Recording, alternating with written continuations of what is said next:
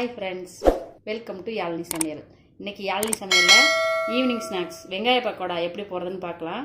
அதுக்கு தேவையான பொருட்கள் நான் 3 பெரிய வெங்காயம் கட் பண்ணி வச்சுருக்கேன். கொஞ்சமாக கருவேப்பிலை, கொஞ்சம் பெருஞ்சீரகம், அது காரத்துக்கு தேவையான மிளகாத்தூள், தேவையான உப்பு, கொஞ்சமாக பெருங்காயத்தூள் எடுத்து வச்சுருக்கேன்.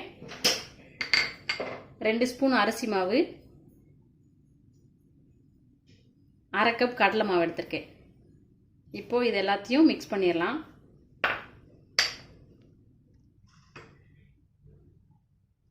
வெங்காயத்தை சேர்த்துக்கலாம். இந்த வெங்காயத்தை ஃபஸ்ட்டு 1-2 இப்படி தனித்தனியாக உடச்சி விடணும். உடச்சி வந்தால் தான் தனித்தனி லேயராக கிடைக்கும்.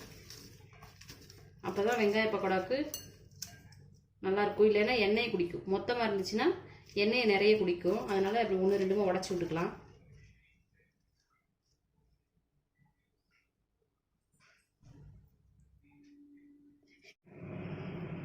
கருவேப்பிலை, பெருஞ்சீரகம்,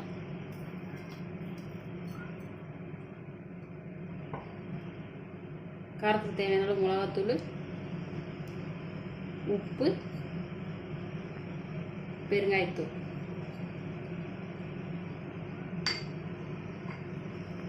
போட்டு மிக்ஸ் பண்ணிக்கலாம். பண்ணிட்டு கொஞ்சமாக எண்ணெய் சேர்த்துக்கலாம். அப்போ தான் ஒன்றோட ஒன்று ஒட்டாமல் நல்லா வரும்.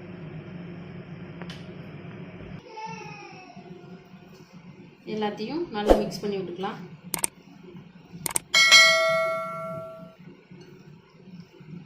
இதில் காரம் சேர்க்குறவங்க பச்சை மிளகாயை கட் பண்ணி போட்டுக்கலாம்.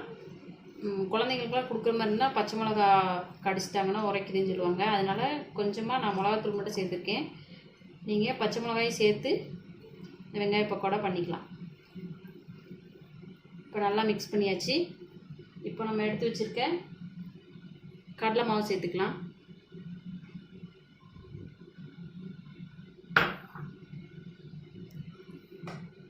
அரிசி மாவை கொஞ்சமாக சேர்த்துக்கலாம்.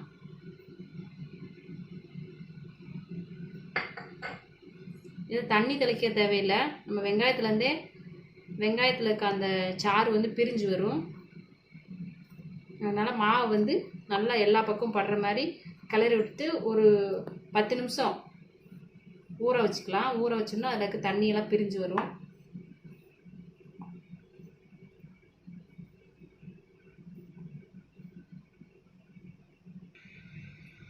மாவு 10 நிமிஷம் ஊறிடுச்சு. இப்போ வாங்க, எண்ணெய் ரெடியாக காஞ்சிட்ருக்கு. நம்ம பக்கோடா வெங்காய பக்கோடா போட்டுடலாம். இப்படி சின்ன சின்ன பீஸாக எடுத்து போட்டுக்கலாம். சின்ன சின்னதாக போட்டால் தான் வேகமாக வேகும். எல்லாம் ரொம்ப நேரம் எடுக்கிற மாதிரி இருக்கும். உங்களுக்கு வெங்காயம் ஊறி தண்ணி வரல அப்படின்னா நம்ம எண்ணெய்க்குள்ளே போடும்போது கொஞ்சமாக தண்ணி தெளிச்சுக்கோங்க. ஊற்றாதீங்க, தண்ணி தெளிச்சிட்டு போடுங்க. வெங்காய பக்கோடா நல்லா வரும்.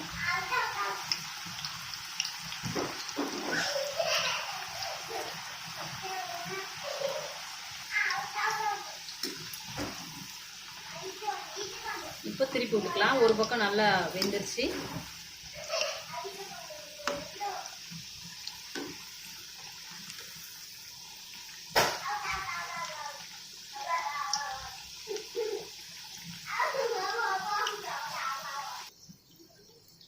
ரெண்டு பக்கம் நல்லா சிவந்து வந்துருச்சு வெங்காய பக்கோடா.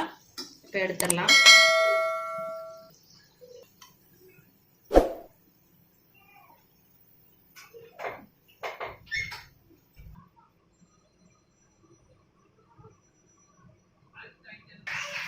இதே மாதிரி மீதி இருக்க மாவு எல்லாத்தையும் நம்ம போட்டு எடுத்துக்கலாம்.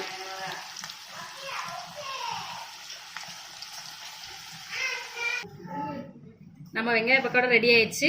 இதே மாதிரி நீங்களும் வீட்டில் பண்ணி பாருங்கள். பண்ணி பார்த்துட்டு நம்ம கமெண்ட் பாக்ஸில் கமெண்ட் பண்ணுங்கள். சப்ஸ்கிரைப் பண்ணுங்கள் ஃப்ரெண்ட்ஸ். தேங்க்யூ.